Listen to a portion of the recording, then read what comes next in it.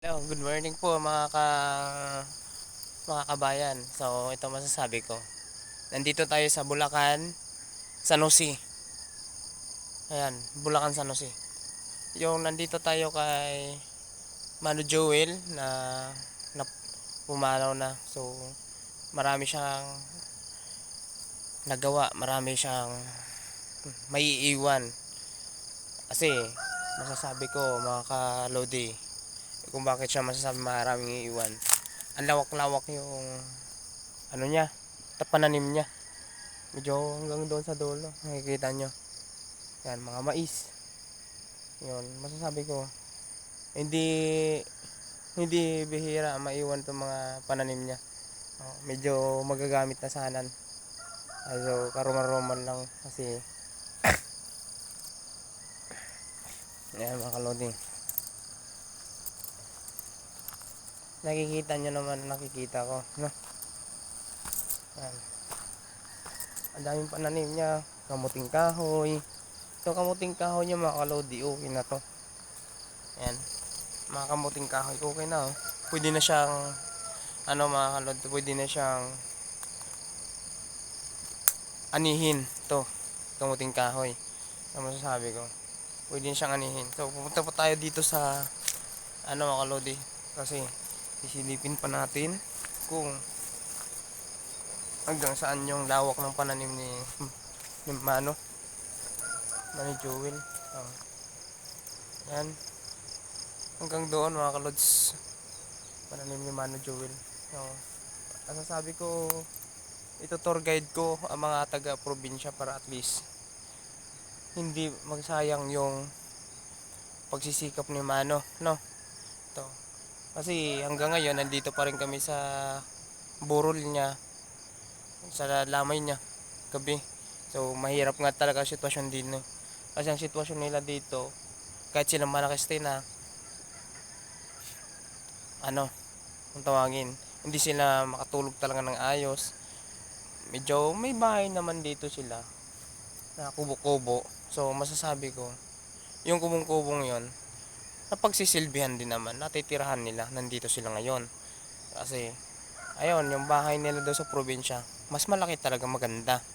Kung sa dito naman, kung magtsatsaga din naman sila, wala talaga silang mapapala din eh. Ang hirap ng buhay din eh.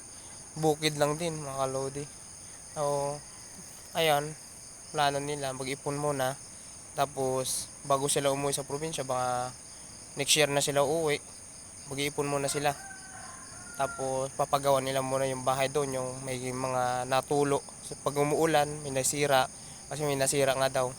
So magsisikap muna sila sa loob ng itong taon na to, 2025. Ayan mga kalodi, kita nyo? Kita nyo ang kalawakan ng pananim ng ni Manov Joel. Ayan o, hanggang dulo. Kita nyo, ang pananim niya ay mga mais, kamuting kahoy. Hanggang doon yung mga kalodi o. Kita nyo naman, sa dulo, pananim. So ito mga kalodi, masasabi ko, yan, malinaw pa sa atin bago siya pumanaw. Ito yung mga nagawa niya. Ayan o. Papakita ko sa inyo kung ano mga nangyari sa kanya. Ito mga mga gulay, mga talong. Mga talong to mga kalodi. Ayan. May pinya. May pinya din siya mga kalods na mga tanim. Ayan. Ayan, sisikap nyo. Mga saging. Kaya masasabi ko, napakalawak ang naiwan niya. So, pumanaw siya dahil may sakit nga talaga siya. Ang sakit niya ay, yun na nga, may baga daw yung puwit niya, yung labasan ng, syempre, pag dumi natin, hindi daw, parang cancer na daw. Pero kung na-recover nga daw yun, di sana, magaling yun. Kasi yung pinutol yung bitukan niya, kasi para ayaw mga pag dumi niya, ihihin niya, dito lang muna dadirekta sa labas, sa may gilid natin. Ang nangyari kasi, na inspection niya na yata.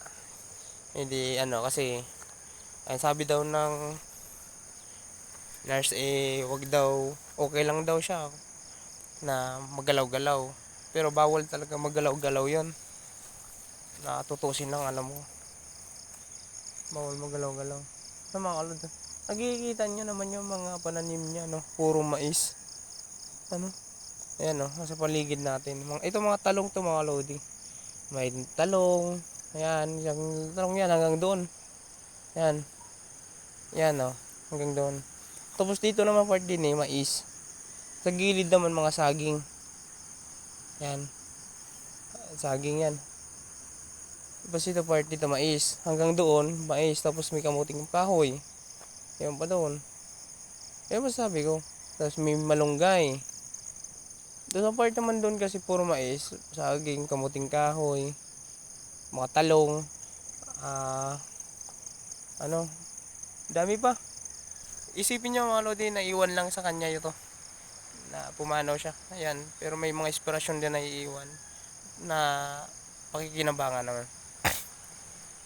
Makikita ko, ito tour guide ko kayo doon sa kubo-kubo niya. Ayun, nakikita niyo yung kubong yun. Ayun, nasa taas. Yan. Yung kubong yan. Yun. Yun ang bago siya, ano. Sa kakaayos ng kubo nila para at least may mga matitirahan sila. Ay nangyari, lumala yung ano, na-inspection yung sugat niya. Yun. Eh, lumala yung sakit niya, kumalat na daw. Yung nangyari, yun, nangyayari na mga kalodi. So mga kalodi, pagkakasabi ko, magsha-shoutout muna tayo. Shoutout tayo ng tao kung ano. Siyempre, masasabi ko, 9 ba ngayon? 8, 9, 10. Magkakaalam ko, 10 ngayon, 11. Hindi, sa Monday. Sunday nga, 11 Monday. Kalodi, masasabi ko din naman, ito tour guide ko kayo mamaya dito sa ilog na to. Kasi yung ilog na to, tingnan mo. Napakaganda mga kalods. Napakaganda talaga din tanawin. Ayan o. Yung ilog nakikita natin siguro. Napakagandang ilog din mamaya. Ito tour guide ko kayo. So, yun lang mga kalodi. Paki-like and share and follow. So, shoutout po sa mga kapwa vlogger. Sana patulungan nyo ako sa mga ano, patulungan nyo ako sa pag-share ng mga video natin. So ipapakita ko sa inyo na maganda pang ipapakita ko sa inyo yung ilog dito sa Bulacan, San Jose. Pinakadulo na daw to ng Bulacan. Ayun nga sabi, ay dulo na daw ng Bulacan to. Ayan, dito tayo. Yan ako, shoutout. Pupuntahan natin. Tara, ano pang ininda natin, let's go.